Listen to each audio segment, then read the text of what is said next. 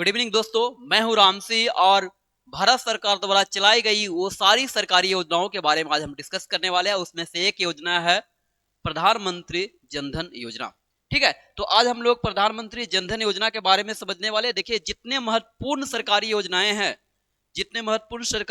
हैं, जो भारत सरकार द्वारा जो चलाई गई है महत्वपूर्ण सरकारी योजनाएं, जितने स्कीम्स है, जितने प्रोग्राम्स है, उन सारी प्रोग्राम्स और स्कीम्स को हम लोग आज डिस्कस करने वाले हैं। तो चलिए इस वीडियो को स्टार्ट करते हैं। आप लोग पूरे बात करिएगा और खासकर जो जीविका का तैयारी कर रहे हैं, जो जीविका का जो तैयारी कर रहे हैं, जो अभी बिहार में जो वैकेंसी निकली हुई है, उस एग्जाम में ज्यादा वीवीआई क्वेश्चन ये रहने वाला है। यानी वहीं पे ये सारे क्वेश्चन आपको देखने को मिलेंगे जो हम आपको इस वीडियो में बताने वाले हैं। ठीक है, तो मेरा वही पॉइंट ऑफ व्यू है, लेकिन सारे कंपटीशन एग्जाम में ये काम आने वाले हैं। ठीक है, तो पहला है आज का प्रधानमंत्री जनधन योजना क्या है। प्रधानमंत्री जन धन योजना क्या है, इसे शॉर्ट में बोलते हैं PMJDY। प्रधानमंत्री जनधन योजना क्या है? इसकी शुरुआत 28 अगस्त 2014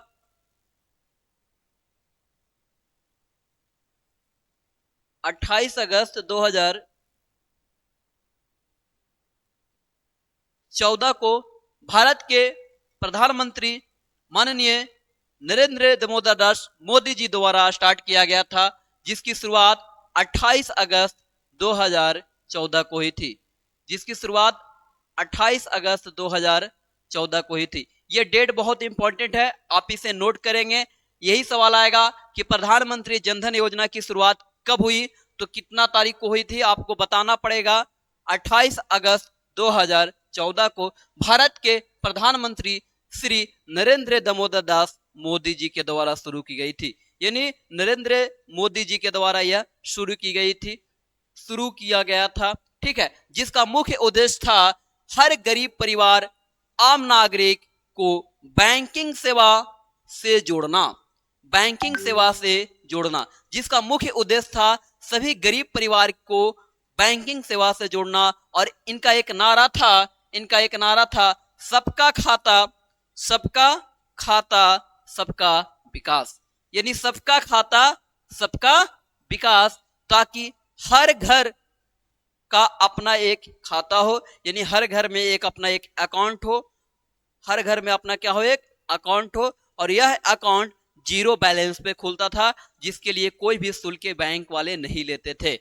यानी प्रधानमंत्री जनधन योजना के तहत जो खाता जो खोले जाते थे, जो खाता धारक जो थे, जो बैंक में जो आप खाता खुलवाते थे, उसके लिए कोई एक्स्ट्रा शुल्क देने की आवश्यकता नहीं था। यानी जीरो बैलेंस पे आप इस खाता को खोल सकते थे।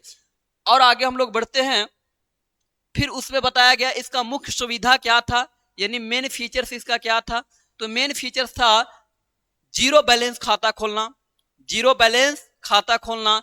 इसके लिए इसमें खाता खोलने के लिए कोई भी न्यूनतम राशि नहीं चाहिए। यानी खाता खोलने के लिए कोई भी न्यूनतम राशि नहीं चाहिए था, कोई भी पैसा की रिक्वायरमेंट नहीं थी। मतलब आप जीरो बैलेंस खाता बोल सकते हैं इसे। क्या बोल सकते हैं आप इसे? जीरो बैलेंस खाता। मैं इसे एक बार लिख दे रहा हूं, ठीक है ना। जीरो बैलेंस अकाउंट था। ठीक है, उसके बाद इसके तहत एक डेबिट कार्ड भी हमें दिया जाता था। रुपए का एक डेबिट कार्ड होता था। ठीक है, रुपए का एक डेबिट कार्ड होता था। ये रुपए मैं बोल सकता हूं इसे। ठीक है, रुपए का डेबिट कार्ड को हम लोग बोलते हैं शॉर्ट में ATM। क्या बोलते हैं? ATM card. तो ATM कार्ड भी इसके तहत देते थे लोग। ठीक है, बैंक में जिस बैंक में आप खाता खुलवाए, उस बैंक वाले आपको ATM भी कार्ड देते थे। यानी ATM कार्ड किस तरीका का बना होता है भैया? तो ये प्लास्टिक का बना होता है। किसका बना होता है? प्लास्टिक का बना होता है। ATM कार्ड किसका बना होता है? तो प्लास्टिक का बना होता है। ये भी सवाल आ सकता है एग्जाम में। खाता धारक को यानी अकाउंट होल्डर को रुपए ATM कार्ड या डेबिट कार्ड दिया जाता था। 1 लाख तक दुर्घटना बीमा, बाद में बढ़ाकर इसे 2 लाख रुपया कर दिया गया। समझिएगा, PMJ जो प्रधानमंत्री जनधन योजना था, उसके तहत आप अगर जो अकाउंट खुलवाते हैं तो उसमें 1 लाख रुपया आपको बीमा कवर होता था। कितने लाख रुपया? 1 लाख रुपया, जिसे बढ़ाकर 28 अगस्त 2018 के बाद 2 लाख रुपया कर दिया गया। कितना कर दिया गया? यानी अब 28 अगस्त 2018 के बाद अगर जो आप खाता खुलवाते हैं तो आपका जो मतलब दुर्घटना जो बीमा था वो 2 लाख रुपया हो गया। कितना हो गया? 2 लाख रुपया हो गया। 30,000 रुपया का जीवन बीमा कवर होता था। इसमें कितना रुपया का? 30,000 रुपया का जीवन बीमा कवर होता था। कुछ शर्तों पर आधारित था, यह कुछ शर्तों पर आधारित था, ठीक है। उसके बाद ओवरड्राफ्ट, यानी बैंक ओवरड्राफ्ट मैं इसे बोल सकता हूं। क्या बोल सकता हूं? Bank overdraft. बैंक ओवरड्राफ्ट क्या होता है उसके बारे में थोड़ा सा समझाता हूं। बैंक ओवरड्राफ्ट का मतलब होता है कि आपके खाता में बैलेंस नहीं भी रहने पे आप बैंक से पैसा निकाल सकते हैं। उसकी फैसिलिटी यानी ओवरड्राफ्ट सुविधा, खाते को 6 महीना तक सही चलाने पर, अगर जो आपने अकाउंट को सही तरीके से मेंटेनेंस करके रखा है, सही तरीके से चलाया है, ठीक है, तब आपको 10,000 रुपया तक लोन की सुविधा, लोन की सुविधा, तब आपको मतलब इस अकाउंट के तहत आपको 10,000 रुपया लोन की सुविधा मिलती थी। उसके बाद डायरेक्ट बेनिफिट्स ट्रांसफर, जिसको हम लोग बोलते हैं शॉर्ट में डीबीटी, ठीक है, डायरेक्ट बेनिफिट्स ट्रांसफर। सरकार की सब्सिडी, जो सरकार जो आपको सब्सिडी देती है, जैसे आप गैस भरवाते होंगे उस पे सब्सिडी मिलती होगी, आपने खाद वगैरह ये सब कुछ कुछ लेते होंगे, आपने धान लिया, आपने जो भी मतलब सरकार की स्कीम्स के तहत आपने जो भी चीज लिया उसके सब्सिडी जो मिलते थे वो और योजनाओं का पैसा सीधे आपके खाता में, सीधे आपके खाता में, इसी को बोलते हैं डीबीटी, डायरेक्ट बेनिफिट्स ट्रांसफर, ठीक है। बेनिफिशियरी ट्रांसफर, जो मतलब खाता धारक है उसके अकाउंट में सीधे पैसा आ जाते थे, ठीक है। तो ये सारी इसकी सुविधाएं थी, कुछ ये सारी कुछ इनकी सुविधाएं थी। उसके बाद फिर हम लोग आते हैं लाभ। क्या इस खाता को खुलाने से क्या लाभ था? इसका लाभ क्या था? तो देखिएगा लाभ क्या था। गरीब ग्रामीण लोगों को बैंक से जोड़ना, जो गरीब और ग्रामीण के लोग थे उन्हें बैंक से जोड़ना इसका मुख्य काम था। नगद लेन देन की समस्या को कम करना, नगद लेन देन की जो समस्या थी उसे क्या करना? कम करना, यानी बोलते हैं कैश को लेस करना, यानी जो हम लोग कैश में जो ट्रांजैक्शन करते थे उसे लेस करना, और बैंकिंग ट्रांजैक्शन को क्या करना? शिफ्ट करना, बैंकिंग ट्रांजैक्शन को शिफ्ट करना। बिचौलिया, देखिएगा बिचौलिया और भ्रष्टाचार पर रोक लगाना, बिचौलिया और भ्रष्टाचार पे क्या होना? रोक लगाना। पहले था कि लोग ना किसी भी सरकार के कोई भी सब्सिडी हो या कोई भी सरकार के द्वारा कोई भी योजना हो जिसकी मतलब बेनिफिट्स अगर जो लोगों तक पहुंचाना हो, जन प्रतिनिधि मतलब जो थे या फिर जो वहां के कर्मचारी लोग थे, वो पहले पैसा मतलब डायरेक्टली हैंड टू हैंड देते थे, लेकिन अब सरकार ने उसे डीबीटी के माध्यम से, डायरेक्ट बेनिफिट ट्रांसफर के माध्यम से सीधे आपके अकाउंट में पहुंचाने का कार्य किया, ठीक है।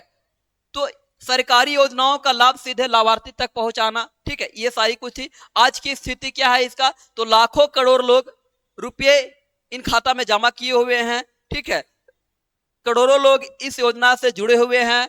इसे अब तक सबसे बड़ी वित्तीय समावेश योजना माना जाता है, इसे सबसे बड़ी वित्तीय समावेश योजना माना जाता है। किसे भैया?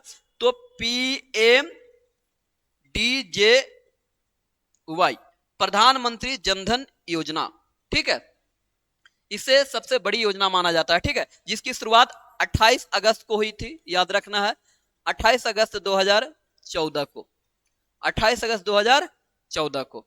चलिए नेक्स्ट कुछ एमसीक्यू मैंने यहाँ पे आपके लिए नोट किया है, इससे जो एमसीक्यू बन सकता है, जो पॉसिबल्स है, उसको मैंने यहाँ पे लिखा है, ठीक है।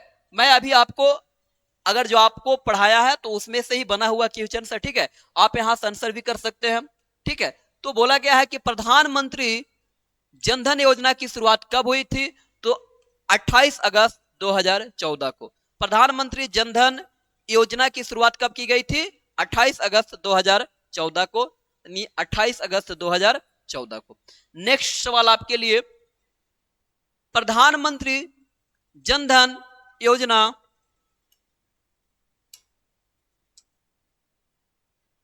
देखिए, प्रधानमंत्री जनधन योजना का मुख्य उद्देश्य क्या था? मैंने आपको बोला था कि हर व्यक्ति बैंकिंग सेवाओं से जोड़ना, यानी हर व्यक्ति को बैंकिंग सेवाओं से जोड़ना। देखिएगा यहाँ पे जब प्रधानमंत्री जनधन योजना का जब खाता खुल रहा था तो कितने भीड़ था, बैंक वाले भैया परेशान थे, बैंक वाले भैया क्या थे?